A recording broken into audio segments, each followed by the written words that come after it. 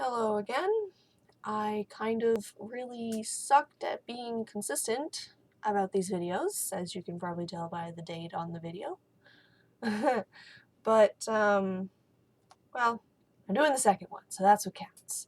And I'm trying. I don't know, I guess I'm getting avoidant about it. It seems like it is therapeutic to talk about it, but every time I go to do it, I keep finding an excuse not to. I don't know. But anyways, here we are. And I actually sort of have notes now because they sent me a copy of the statement I made, and the statement I made was basically from where I left the last video onward. So that sort of works. So having moved into his place, this person that adopted me, I thought they were a very intelligent person. They really seemed to care about me. They were showing a level of dedication to my education and to things that were important to me, or caring about, what was going on with me more than anyone I'd ever experienced, more than my parents or anyone. So, I really felt important to this person, and like they cared.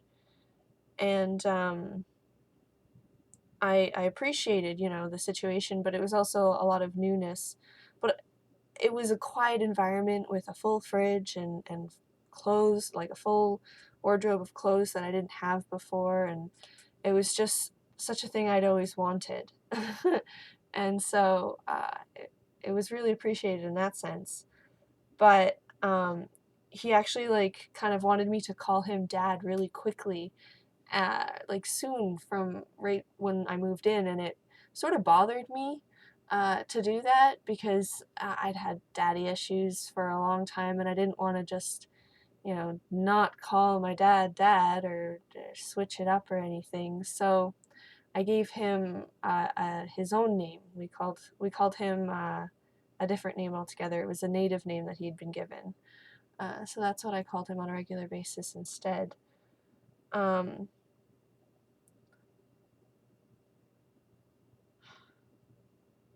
Trying to even remember where I left off the last video.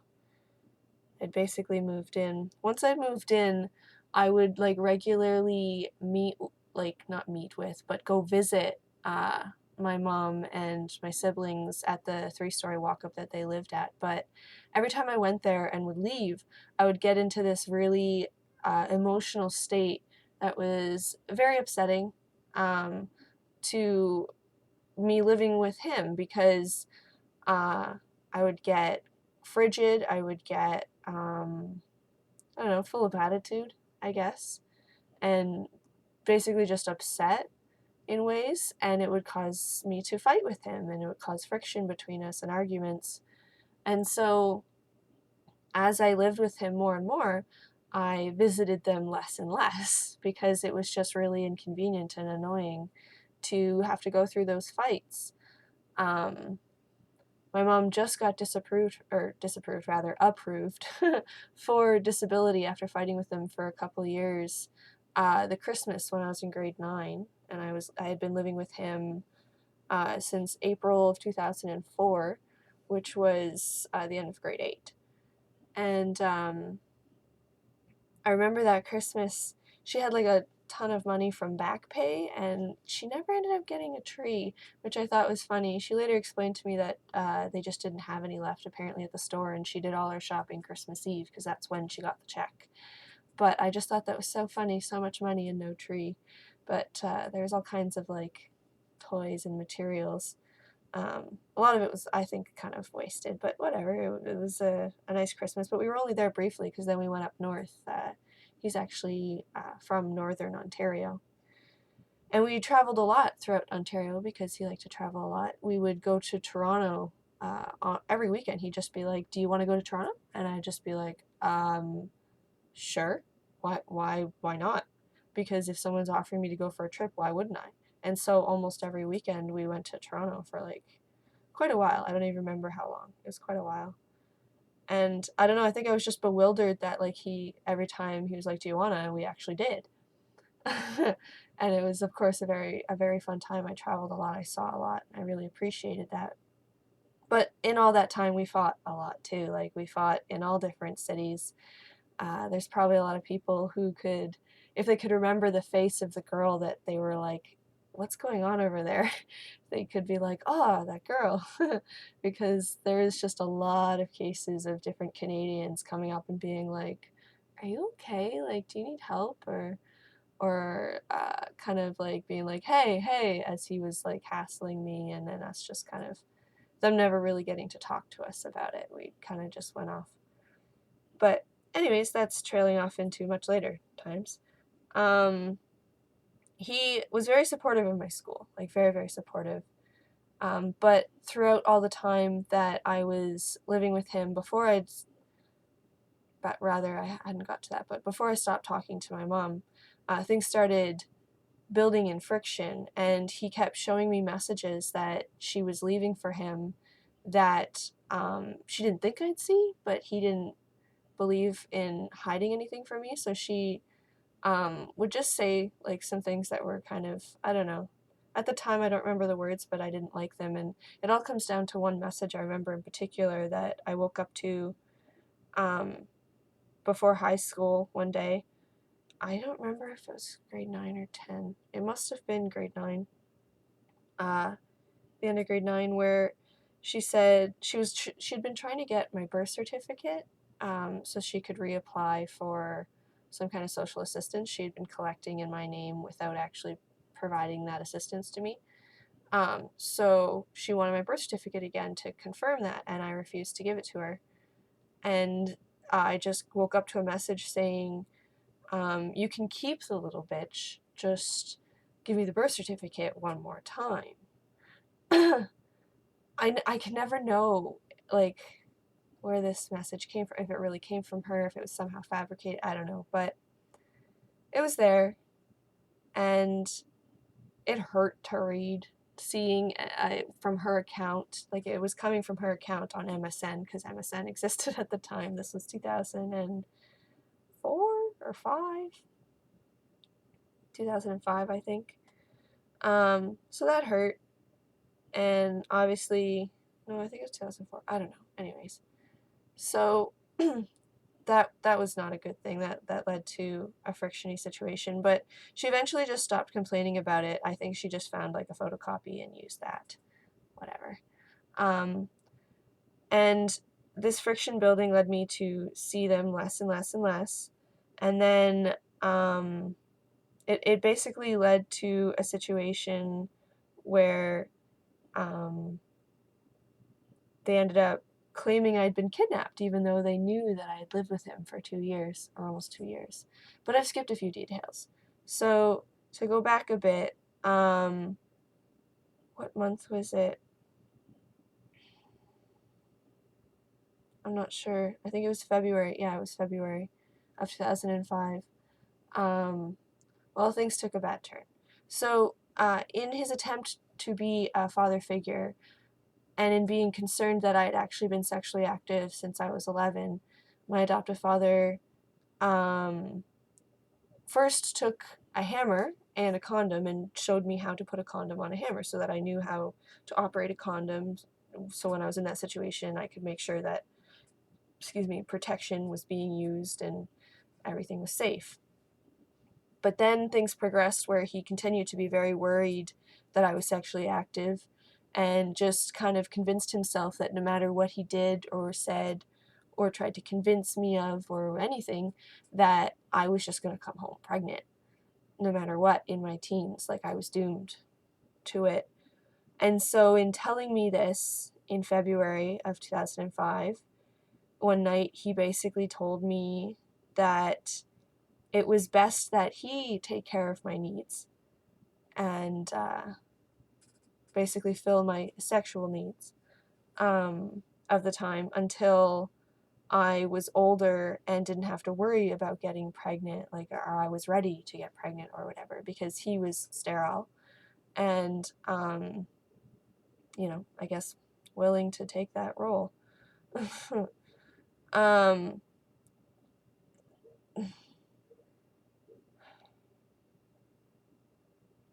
He basically just said, like, I resisted, but, it was weak. I said no, but he was just like, this is better than you getting pregnant. And so I just kind of rolled over and cried myself to sleep after. And I sort of decided that night, well, I shouldn't say I realized, because I don't feel this is entirely true, but I felt I realized at the time that it was true that no one ever wanted to help me just to help me, just because I needed help, and because, I'm not a bad person and I deserve to be helped. But they always wanted something from me. They always wanted to take something from me, and that's the only way anybody would ever help me.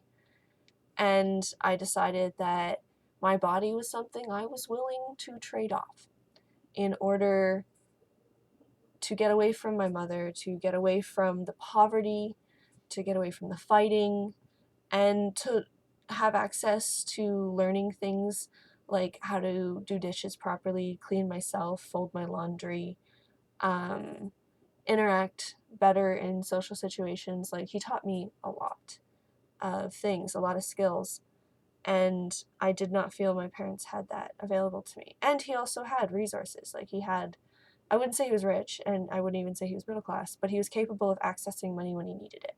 Because he was a mechanic and a millwright and a construction, what did he call himself? Mechanic, construction, millwright, welder, etc. He was very skilled. He could make money come out of the air, literally. So seeing someone that capable, like, I felt like he was able to help me provide a future for myself, to create a future for myself. And I decided that I was going to let him do what he felt was best with my body, so that I could learn from him and have access to his resources in order to get through school and gain an education for myself, to support myself and move on. I regret it, of course. But mindsets at the time, I really thought that materials were the answer to my sadness and were the answer to all my woes or all my problems in life. I was a rather naive child, and all I really knew was that I was without the proper physical necessities that I needed. But I also didn't realize I was without the proper emotional necessities as well, and he never really provided that. He just kind of manipulated it. But he meant well. He was just very ill himself. He had a military history and somewhat traumatizing history as a child too. Like, few events he described to me, I would have been traumatized by personally if I was a kid. So various things that lead to it making sense that he has mental health issues, and this is why he made this calculation and decided that his best decision was to rape me on a daily basis, to take care of my sexual needs while I was young, before I was ready to be pregnant. And yes, at the time, as I said, I was fighting with my mom, and so it felt better to trade off my body than go back with her. And things progressed, and then moving forward to September of 2005, this is grade 10 now. It was actually just after his birthday, and I'm actually recording this on his birthday. Today's his birthday. Yeah, I've been like having emotions about it. But anyway, it was the weekend after his birthday. We'd gone away to Toronto, and we were coming back, and we were just pulling into the driveway rather late because we had gone to print off some stuff at the shop for my schooling, and there was a cop in the driveway, and that person, I think it was a female, explained to us that, right, I skipped a step, that I had been reported as being abducted, because in spending less and less time with her, in not enjoying the emotional upset that I would have in spending time with her, well, and I feel like I was also drifting because of the rape. It was making me emotionally distraught and stuff. They basically called me one weekend and threatened to call the police and say I'd been kidnapped if I didn't call and then come and see them. And so my response was, well, I guess I have to call them. But he said to me, well, if you call them, then they're going to always think this is what I remember anyways. Then if you call them, then they're going to always think that they can do that to you, that they can manipulate you in that way. And so I was like, well, I guess I won't call them then, because I don't want them to think that. So I didn't. And so, as fast forward to what I was just saying, they did call the police and say I was kidnapped, even though I'd been living with him for like a year and a half, almost. Well, yeah, it was about a year and a half. So it's kind of like, they sort of turned around and were like, oh, Becca's been gone for a year. Maybe we should call the cops. Anyway, they threatened. Then they called the cops. They showed up that weekend. And then they were basically saying, okay, well, you've been they said that he kidnapped you, so we're going to take you back to your mother's. And I was just like, no, her house has no food in it. It's full of fleas. It's full of yelling, and it's full of bullshit, and I don't want to go there. And they were just like, oh, shit, well, if you're making all these negative claims about there, we can't really bring you there, but we can't leave you here, because there was actually a record on my adoptive father in relation to a past girlfriend and bullshit. So they brought me to a group home. Good fun. No. And with that runaround, this one's getting too long. I will wrap this up. But basically what happened with that was I stayed there for a week, and then I was given an ultimatum of I move with my mother back to the small town we'd grown up in. That's where she was going back to. And I didn't want that because I had started a high school and I wanted to finish in that high school. Or I could live with my aunt who lived in London. And so I chose my aunt. And she didn't expect that. But I did. So then she turned to my aunt and was just like, you have to let her live with you. You have to. Like, she didn't actually ask her beforehand. She just put it up as an option because she knew I wouldn't be okay with only one thing, one option. So I went and lived with my aunt for like a week, and then we got in a fight about how she felt like I was using her or something just to get back to my adoptive father, which I sort of was, because I felt she was just manipulating me in the same way that my mother did. And so I basically was just like, fine, and I packed my stuff and I left. And then I was like a runaway for a week. And then I like spoke with my mother, and we like made an agreement on the phone that she would let my friend's grandmother be like sort of a foster parent to me and let me live there with her and with my friend and stay in London because I wanted to stay in my high school. But that I agreed I would stay away from my adoptive father. And so she met with this person and agreed, and all was fine, and I was like no longer considered a runaway. But this person, my friend's grandmother, was actually my adoptive father's friend. So, it was all arranged, and basically like a week after all this was agreed and everything calmed down, I moved back in with my adoptive father, and everything continued on. My mother made me agree to call her every week because she needed to stay in regular contact with me in order to continue collecting assistance in my name without, getting in trouble. Because I wasn't seeing a penny of it, but she was collecting it anyways. And so I had to call her every week until I turned 16. And then when I turned 16, basically the way the laws work in Ontario, the child laws, I can't remember what it's called, but anyways, as of the age of 16, you can designate anyone over the age of 18 as your responsible adult. And in doing that, that's like your parent who can sign for you. And so 2 weeks before my 16th birthday, I stopped speaking with her. And I didn't intend to stop speaking with her ever, but she started, I don't know, I was being rebellious and I was having a moment of silence, but she started leaving really, really mean messages on my voicemail. So I ended up not speaking with her for like 6 years. and that led into me not speaking with my brother or sister or my dad or any of my friends for basically 6 years, which was very isolating, to say the least. But yeah, this video has gotten way too long. So that's just the next little chunk. And I guess next time I will explain more about how the abuse progressed within losing contact with all my friends and family. So until then, bye.